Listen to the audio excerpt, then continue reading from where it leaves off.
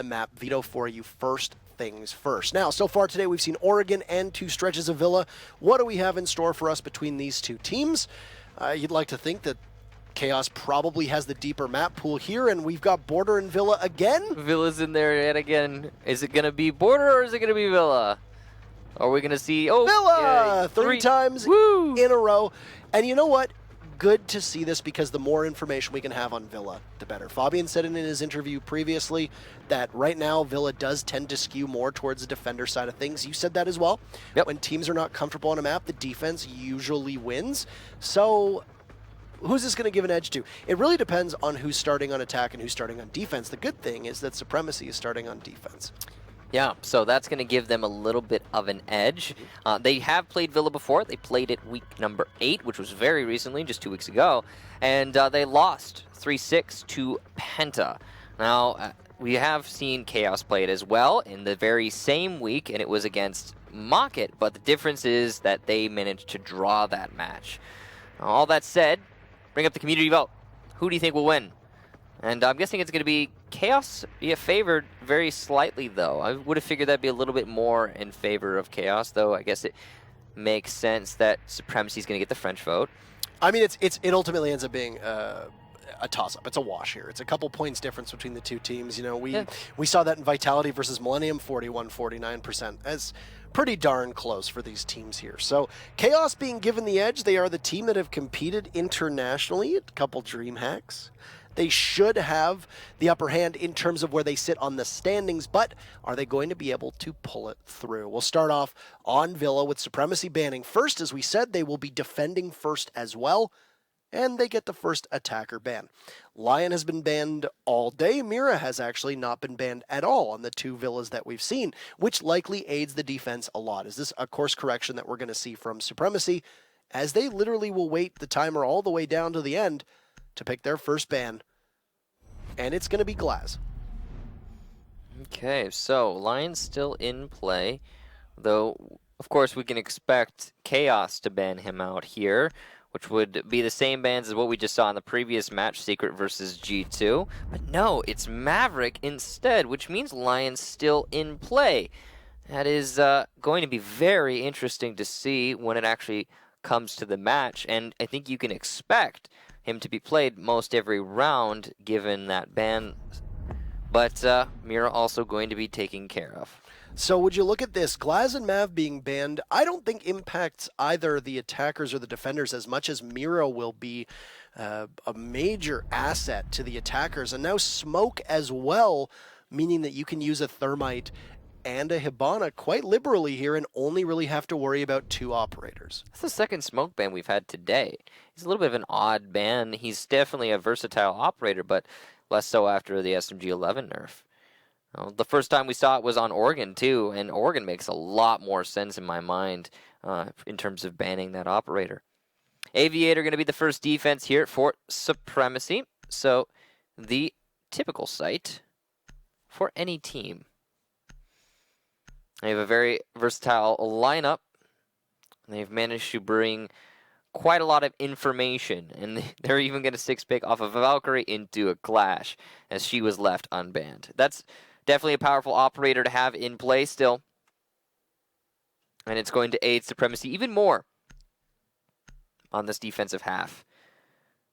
Lineup for Chaos also pretty good, though. As you can see, the Buck is a very versatile operator that's brought often on Villa attack. You can use him to open up quite a lot of positions and deal with those spots that Supremacy can use to anchor so easily. All right, let's get things underway. Here's Aviator, even without a Mira in play, even without a Smoke in play, we're still going to go back to all reliable up top. Yes. So, the Evil Eyes and the Yokai is going to start going down the setup established here for Supremacy. They're going to also have that Pulse who can roam downstairs. It's going to be a big part of the round. What will happen to the roamer downstairs of Dejus?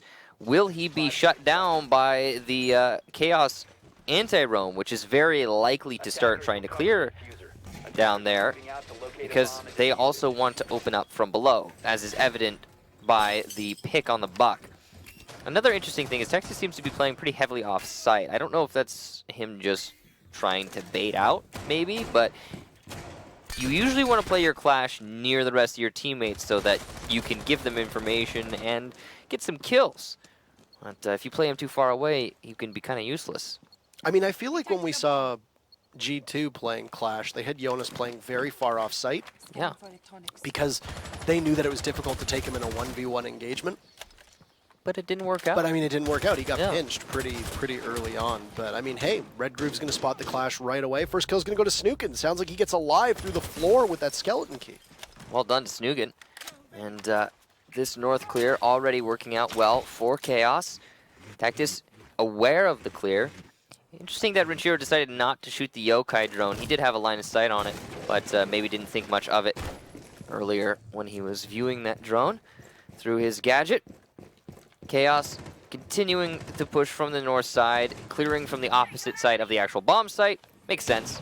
Snookin not actually going to go downstairs. He's just going to be working his way in horizontally, which also works. I mean, there's a lot of soft destruction you can do as a buck on this map, no matter where you're clearing from.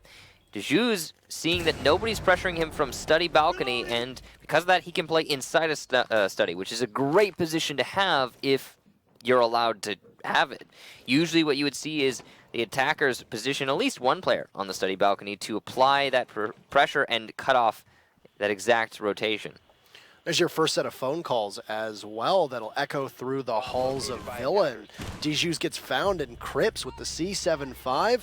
That's an easy kill through the floor there. And look at that. K6 and Tactis realize that maybe play a little bit closer to one another. K6 will still go for the very slow peak. Phone calls still going off, giving the position away. Crips low on HP, but at the same time, probably not going to be the main focal point here. You've got the sights of Anthrax looking towards the window as K6 takes some damage, and the Zofia trying to use her launcher as best as she can, but she's going to repel in. This could be a very easy kill for Anthrax as he just clicks away. Red Groove down, K6 answers back, and it's a 3v3 in a hurry. This has tightened up. Yeah, it's definitely looked like it could be a Supremacy round as they look poised to hold this off, but secretly an excellent shot onto K6. You can see the Clash is still in play. Tactis is going to be slowing this push quite a lot by himself. The question is, what will Anthrax be able to do by himself over by the bar? Tactis get pushed on, and secretly a double kill for him using the Bearing 9. Nerf be darned, he manages to make it work. Chaos will take the first round. If you look, he just aimed at center mass and let the recoil do the rest of the work and managed to get the headshot with it, very similar to what we see out of the MP5 suppressed that runs on the Echo, as it's just a headshot machine straight up. So a pretty convincing round there from Chaos. Good entry, very fortunate to get that pick on Alive using the skeleton key. Not exactly certain if that was planned or not, or if it just happened to be that he went fishing and got lucky. Who knows? Overall, though, broke things wide open, and then I don't think they got a lot out of that Clash, I'll be completely honest with you. They didn't really waste a lot of time with her. She just kind of sat heavily fortified inside a site, didn't really do much to have the rest of Supremacy play around her, just kind of seemed to tread water for the team. And I mean, maybe a bit of misplay strategy involving the Clash or not. Maybe use her a bit more aggressively at the doorways to try and prevent Chaos from being able to do what they need to do. A good example of that was the shot that Secretly got when he hit the deck onto the Maestro inside a vault. It was a beautiful shot. Where was the Clash? Also there, nearby, but not giving the covering, the covered support that was needed for the shield operator. The information is abundant from Clash. I mean, you're calling out your opponents, right? But you need to be doing more than just that. And I agree with you. I think Tactics could have played it better.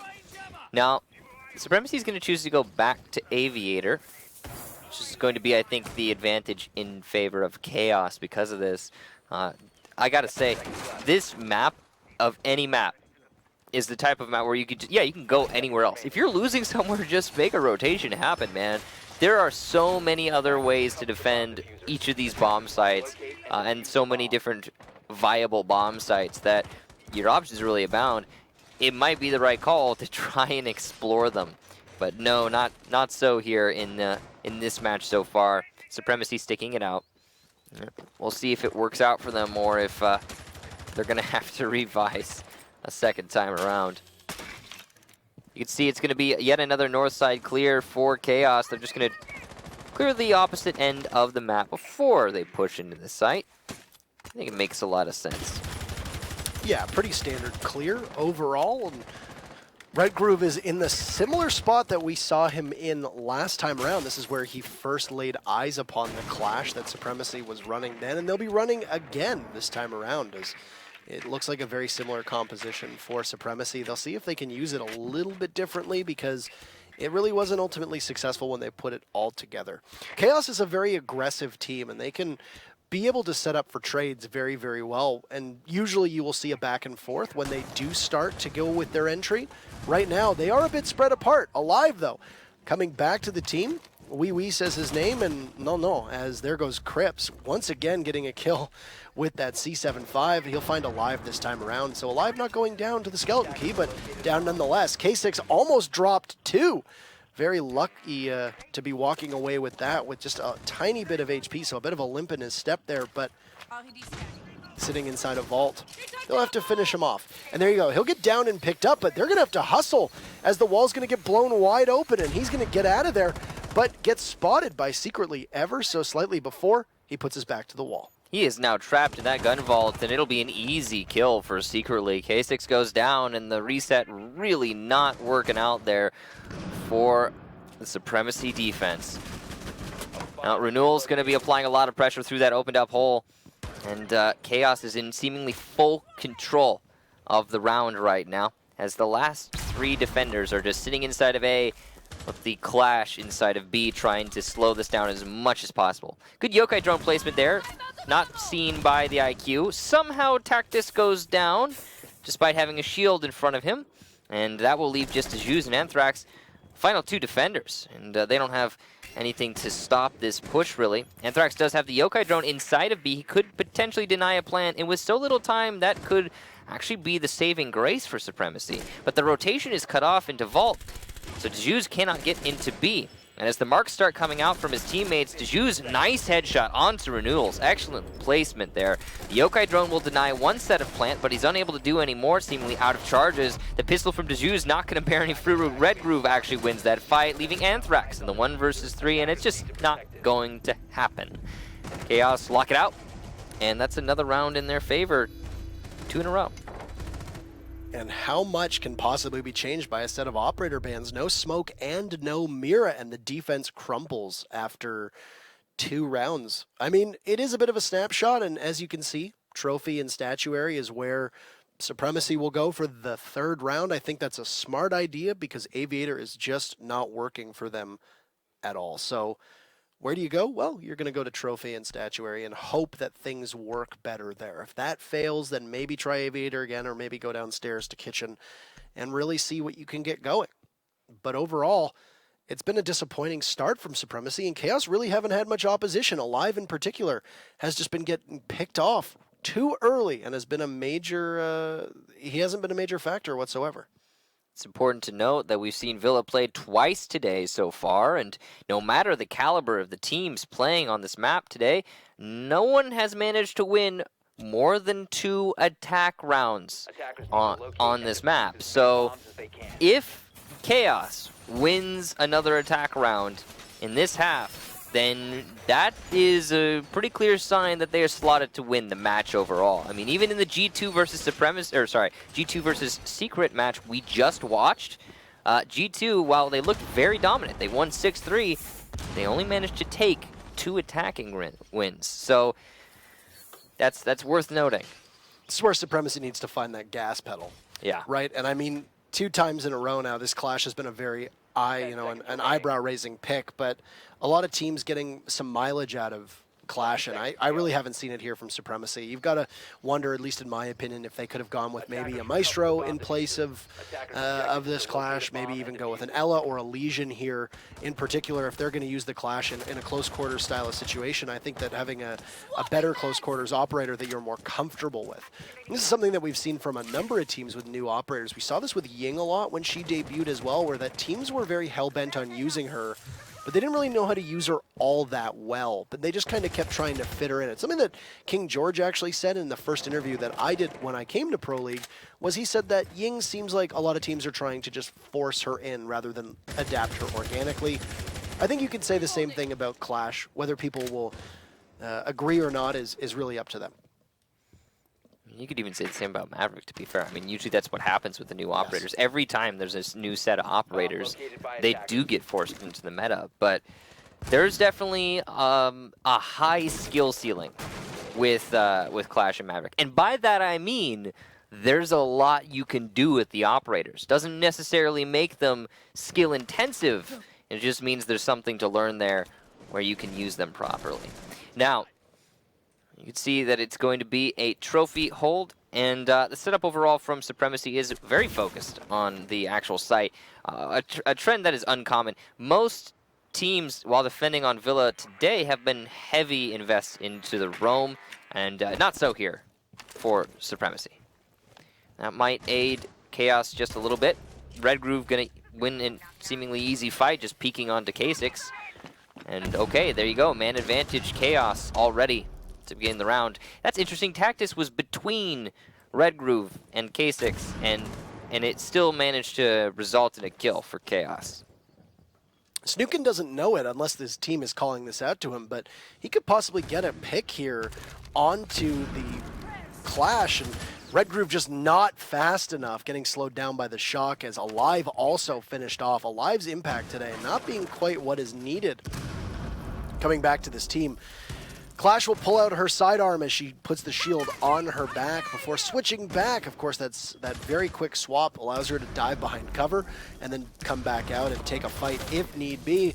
But her whole team is dying around her. Tactus will now need to quiet his phone as it's just Anthrax and Tactus left, and Anthrax gets finished off as Secretly will pick up 2 kills. That double burst SMG pulls out, and it's a flawless round from Chaos, doing something that no team has been able to do today, which is take more than 2 rounds on attack. As you noted, it's 3-0 for Chaos. So it might be a little early to call it, and by all accounting it certainly is, but judging by the history of today, 3 rounds on attack spells certain defeat for Supremacy. And again, might be early to call it, but that's just how it's shaping up right now. A lot of things happened in that round that are confusing to me. For example, K6 went down instantly as soon as Red Groove was peeking from the hallway. Very common peek to happen. Tactus was also in a position to potentially deny that angle for a Red Groove, but it didn't. Well, he did not. Playing Clash, it just didn't work out for him. You could see it looks like they're actually going to 6-pick him off of Clash. Makes a lot of sense. Nothing's been coming of it so far. I can see the frustration in that 6-pick for Tactus. I can imagine, saying to your team, guys, I'm just not able to help. I can't do anything to assist you. I need to play something that's not Clash. And I think that's definitely the right call. You can see there's almost no teeth to the Supremacy lineup right now. The most kills for any of them being 1, and that's only 3 of them. So definitely not having a good match so far. Supremacy are going to change things up and come off of that shield operator, though they will continue to try and defend Trophy. I mean, nothing particularly wrong with Trophy. Trophy does tend to be a site that isn't as impacted so hard by the defender bans as Aviator is. A lot of teams can opt to go to Trophy first if Mirror ends up being banned, or if Echo is banned, or if Maestro is banned, etc. But I do have to question Supremacy's investment in these anchor operators. They've really been putting it on Anthrax as the Echo, but when they're all dying around him, I don't really see a lot of confidence in that Echo play. The Yokai has not really been a factor. Anthrax was able to get 1 kill early on, and I believe it was the first round, possibly even the second round, but that was really it. That's the only contributor that you have. And the biggest problem that Supremacy has been this offsite play. So maybe a bit too much of a critical look at their anchor play, given that their anchors are just folding because they find themselves in a 1v3, 1v4, 2v3, 2v4 situation repeatedly. Yeah, also their roamers, they don't usually have very many, but when they do, they haven't been able to make anything happen just yet. And I really appreciate that Tactus has decided to come off of the Clash and onto the Vigil, because that's going to add to the roam game and could give you the advantage that you need. There it is. Tactus, a nice flank onto Renewals, who had been sitting at that corner for a solid 30 seconds. Good play for the Vigil, and here we go. Supremacy might have this round. We'll see. Just like every good Ashe, sitting prone, stationary, getting the most usage out of her as an operator. Just waiting, biding his time, but it's not going to work out this go around. And bad information from Chaos. That is right there. Possibly overconfidence, but definitely oversight, and should have been a little bit more thoroughly thought out. Yeah, that's a problematic death that you find yourself on, especially for somebody who's going to be your main spear or your first point of entry with the Ashe. And I know that I joked that, you know, being immobile and all that jazz, but it's going to mean that Red Groove and Crips are going to be the two that are going to be primary frag getters now as they transition in towards and execute with just a minute to go. And it's going to be Crips, as he still has both of his logic bombs available. He's very, very close to Vigil, and he'll use the very first logic bomb to get some audio cues as to where everybody is situated. The open hole above him will mean that, well, he knows that there's someone nearby. He hears the Vigil, and the ceiling will get blown up, but Vigil off the phone. Who's going to win this one? The K1A, what a kill from Tactus, and already proving to be a pretty good choice. 2 kills since swapping off of the Clash and making his presence known, and just 30 seconds left. Also the first player on Supremacy to break 1 kill, so good job to make it to 2. You can see the angle play here for Secret. He's just looking to get any picks he possibly can after opening up that wall. He's done a lot of work already. Alive, though, takes out Secretly as he pushes into the bathroom. Here we go, Supremacy. Red Groove in a good position to cut off rotation, and Dejuz will go down. Snookin's got to bring that diffuser to the site, though, with so little time, and Anthrax still in play with that Yokai drone. It's unlikely the diffuser plant's going to go down successfully. And yes, indeed, it will be stopped on the 0-0-0. A nice try, but finally, Supremacy get around on defense. And so much of that was just having another capable roamer. The Vigil just being able to kill time. Chaos not doing due diligence to drone out effectively and give that information to their teammate. I mean, Renewals, yeah, maybe Renewals probably should have had a bit more heads up there himself. But you've got to figure that they probably droned out a Vigil at some point. They knew that he was lurking around. That gadget that Vigil uses goes both ways. It still lets the attackers know that there's a Vigil nearby when you're on your drone. You know, I think it has to do with the fact that Supremacy was so light with their roaming earlier in the match, and I think Chaos just wasn't expecting such a shift from Supremacy. Now, this is something that's a little bit unnerving. Oh, okay, it's been solved. I was a little worried. I saw the Clash there again. I was like, oh, that's a problem. Yeah, I was not ready for that. But so they're going to 6-pick onto a Bandit. They will go back to Aviator, so they've only defended 2 sites so far on this half, and this will be their very last defensive round. They need to win this. If they have any chance at drawing this or winning it or anything, they certainly need to win this, because as soon as Chaos transitions to defense, they are going to become so much more formidable. If the belief that Villa is a defender-sided map carries through, irrespective of operator bans, though, to be fair. Yep. Because this could also be that Supremacy are trying to paddle against the current if Mira and Smoke have really been such a detriment to the defense. I honestly don't think it's that big of a deal not having a Mira on. I mean, it could be. I mean, I think we'll really see when it does switch sides. We also did see a number of rounds, despite Mira not being banned in previous matches today, her not being played, and defense would come out successful with that formula. I mean, it's not an essential function as much as it is such a powerful one. And I think that both teams here can make it work without her, but I don't know. We'll see. Supremacy's been struggling a lot. Like I talked about, though, like we've discussed, they definitely do need to win this. I mean, even if you don't have that mirror window, you need to win on defensive Villa. So, Chaos are clearing out here from north to south yet again, as they have done twice already on Aviator. This will be their 3rd attempt, and they made it work for them, well, twice. So, if they make it work again, then yeah, they're going to end this half very comfortable in a 4-1 situation. Now, they have brought the hard destructor that they needed last time. Big difference here. Look at that. Bandit and a mute, which means taking care of the gadgets for the defense is going to be a big function. And they don't have a Thatcher in play, so it's going to be harder for Chaos to make this happen. Tactus yet again roaming. He's been able to do so much work roaming in the last round. Misses a very important shot, though, and that's an opportunity wasted there for the Bandit. He's going to have to fall back, and his position has been called out. And Renewals, who really has not been able to get much started, will just get shredded by Alive. The Jaeger playing on the stairs. A grenade tossed out from Snookin will find Dijus. So an IQ and a Mute will both be taken out. One from the attackers, of course, and one from the defense. And the first frag's going down in final 75 seconds. Shows a lot of patience on the part of Supremacy, whose roam has not been quite as off and aggressive as it was last round. Attackers have recovered their diffuser. Now, Chaos only has a minute left. They don't really have a whole lot to work with. They seem kind of all over the place in their attack strategy here. K6 is going to get secretly too, so that all over the place strategy not really working out as there's no one there to refrag secretly. You can see Crips is still dancing with the roamers. Snookin will get K6 though, so the refrag does eventually happen. Crips aware of the Bandit.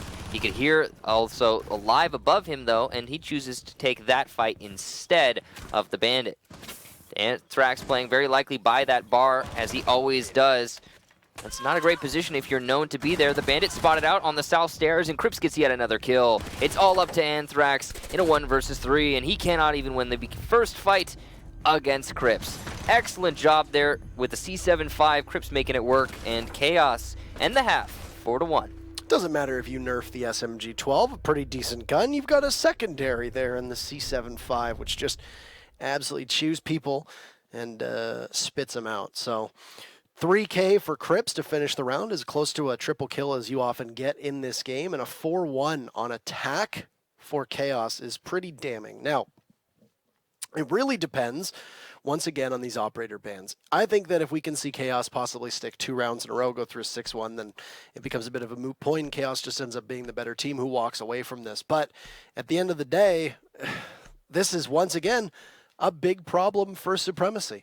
They had things going in that 4th round. They had Tactus roaming. He was able to just continuously evade Chaos, and Chaos didn't look like the team that could coordinate and be able to find him out. And then what happens? They rein it in on that 5th round, and they just let Chaos play the game that Chaos has been playing so far through 5 rounds. Yeah, I mean, not only that, but also the anchors were doing better for Supremacy in that last round. I mean, K6 managed to do a lot of work as that Maestro, and what happened, man? It all just started falling apart, one player at a time. It's unfortunate to see from Supremacy, but I can't say I'm surprised with their current performance in this season. Now, it's going to be a trophy defense to start things off here from Chaos. Not that crazy of a thing to do. And they're going to have a Cav brought for their roamers. So we talked about how important the roamers are on this map, no matter who you are. And we have seen, actually Cav played earlier today, I believe in the G2 secret match, if I'm not mistaken. Definitely a formidable operator on a map like this, where you can find just little corners you can sit in and wait for an opportunity to come up behind your opponent. So many sets of stairs, so many flank opportunities. The entire basement is a safe haven, essentially, except for the fact that Anthrax is playing on Jackal and seemingly wants to clear out that basement along with Alive. It's very strange to see a clear go that deep into the basement. I mean, maybe because they suspect that there might be a Cav if they droned her out during the prep phase. Of course, she was 6th picked, so she wasn't made aware, or her presence wasn't made aware through the reveal. But I mean, I'm assuming they probably droned her at some point during that that prep phase, as was stated. I feel like it's important to reiterate, if you are unfamiliar, the way that the operator ban phase or pick phase works is that you get to pick your operators, then for a brief period your operators are revealed to your opponents and theirs are revealed to you, and then each team gets to pick one operator and 6-pick it into a different operator if they should choose, and the other team will be none the wiser. So I like that Supremacy is really abusing 3 strong operators here. Jackal, Lion, and Blackbeard, when all used in conjunction with one another, can be very difficult to contain. Anthrax is the Jackal is going to find secretly, and that is the Caveira, so there will be no spooky cav plays, no possible interrogations, as the floor is going to get shot away from at the Echo. Tactus just waiting ever so patiently as Anthrax is trying to open up the floor. But look at that, Snookin, who he was trying to find, will end up outdueling him, and the Echo will have to pause ever so briefly as we hit the 1-minute mark. Slow going here for Supremacy, just a simple Master take. Snookin has information, though, on all the players inside of Master, thanks to that Yokai drone. Great positioning there. Redgroove holding on to Statuary by himself, but he's the perfect operator to do so with all those Legion traps. Renewal's holding a long angle as well to support his teammate. No one's holding on to Astronomy. That's the very dangerous thing right now. Redgroove's going to use some of his goo mines, but still, no one hard holding that Astronomy is scary. It's a very powerful position, and if Supremacy can take it, it could be very important for them. Crips taking the fight in the main hallway, looking for some kills. And I mean, it's Redgroove who's going to be the one whose focal point will try to be Astro, as he can dump out all those Legion mines. Renewal's realizing that there's going to be a Lion there. He'll be detected ever so slightly and just gunned down, trying to take the Lion out of action. Crips trades off K6, and look at this. Redgroove sees 2, a huge bit of patience, and Redgroove will capitalize, being able to pounce on them. Only one left is Deju's, and he'll take out Redgroove, but the time is not his ally. Pre-fires from Crips, and even though the Hibana will persevere, the timer will give it in favor of Chaos, and they find themselves on match point. Redgroove, wow. What a play for him, holding on to that Astronomy push. Very well done. You saw that Supremacy realized they could take Astronomy, and as soon as they did, the collapse happened, and the retake initiated from Chaos could not be stopped. Aviator now going to be the next site for this match. We have not seen anything other than Aviator and trophies so far today. Well, I say today, actually we have. We've seen Villa play twice outside of this one. But in this match between Chaos and Supremacy, it's been Aviator and trophy. And we're going to go back to the old Aviator for the first time here for Chaos. They will be bringing Cav once more onto the breach, and we'll see if he can get an interrogation this time around. It's always fun to see. Renewals doesn't have any kills despite his team being up 5-1. I was going to say crazy that in terms of kills, you've only got 4 people contributing. Now, I mean, Renewals hasn't necessarily just been playing a role where he needs to get kills. He did play Ash that one fateful round where he got just outgunned by the Vigil. But I mean, still, those evil eye cams that he's going to have on Maestro are going to be responsible for some aid to the rest of his team. He might not net him a kill, but it will be very helpful for the other 4 members. 5 seconds to go. So, the setup here from Chaos, standard fare. No mirror windows means full reinforcement by study. Open up a few rotation holes between the site. Looks like they're going to be roaming over towards the north. Makes sense, considering usually how a team will play on defense is how they would try to counter themselves on attack. And since Chaos cleared so avidly from the north to the south when attacking this site, they will roam on the north and try to prevent that exact clear. Makes sense. Secretly over by the middle stairs, and he is just looking for, again, that interrogation. If he can find one of these attackers off on their lonesome, well, he actually might be able to find K6. This could have potentially be the perfect opportunity for the Cav to make something happen, and he decides to go for the kill with the rifle, well, the SMG. I mean, a kill's a kill. Well, it's unfortunate he couldn't get the interrogation on the lonesome attacker. Either way, though, Lion off the board, and that is huge tool no longer at the disposal of Supremacy. And why is it no longer at the disposal of Supremacy? Because nobody droned him in. Not sure what happened there. Well, it did look like the Lion droned himself in and then just went for the jump, but was droning the adjacent room rather than the room that the Cav was sitting in. Yes, that. Yeah, but I mean, still, that's obviously a problem. You can't be solo droning in. It looked like a good impact trick there from Redgroove. Will stop one round of Xkaros from Deju's, and secretly still on the move downstairs.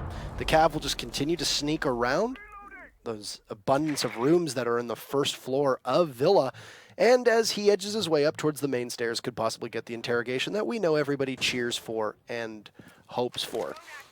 Oh, this is a great Ooh. opportunity, but Alive gets out of there with just about 25 HP. Looked close enough. A bit of hesitation from Secretly might have been the reason for him to fail to get that kill that was needed. This Frankenstein hole that's been opened up by the Hibana as well will not be that much help other than a sightline for the attackers. That's what feels bad there for Secretly. Just an opportunity missed. But still, his team looks well positioned to win this. As you can see, they have successfully held out the site. You see Supremacy's pushing their way into that study, but they're not able to make anything happen from it. Renewal's sitting on 90, doing so much work from this position. And the round will continue to play out, but unfortunately, we will not be able to see it.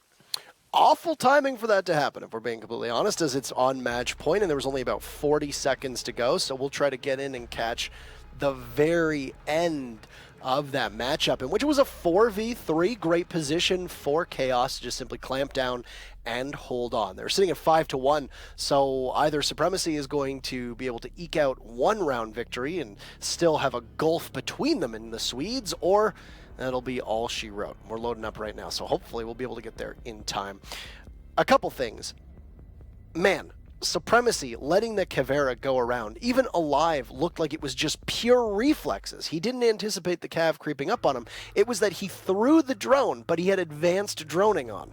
For those that are unaware, advanced droning is that you can throw your drone and it doesn't immediately put you on it. So the Ash throws the drone, and right as he was about to go onto the drone, what ends up happening? He sees the Cav at the last second and is able to just outgun them because the R4C is a pretty good gun. It's similar to advanced gadget deployment, but for drones, and it's basically essential if you want to play in competitive. It gives you such an advantage. It takes a little bit more time to get used to because we've all been doing, basic droning for so long, but it is definitely something that you should turn on if you haven't already. So we're just waiting to find out what's going on here, but it did honestly just look like Chaos was ready to win it.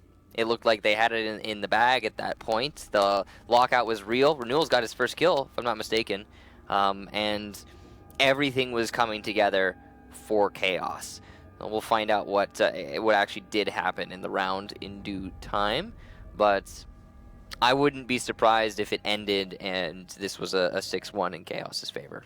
I mean, then we'll be able to ask them about what changed here, because prior to this, there was, like I said, there was 14 defensive round victories and 4 attacker round victories. And in this game alone, as it stood right now, there was 4 attacker victories. Just on one. We doubled it. Just like that. So we'll just wait to see and get some confirmation as to whether or not the game is over or the game is continuing on. But man, I gotta say, Supremacy was given their best opportunity so far to pick up a win. And it's just fallen short. And yeah, so confirmation just coming in now. The score is 6-1. Chaos won, while we were not able to see. Unfortunate that it wasn't captured, but overall impressive for Chaos, and that is quite the drubbing. So I mean, it's 7th place team versus an 8th place team. Supremacy will have 4 more opportunities to possibly net themselves their first win, but Chaos, most importantly, will double their amount of wins. They only had 1 win prior, and now they wind up with 2.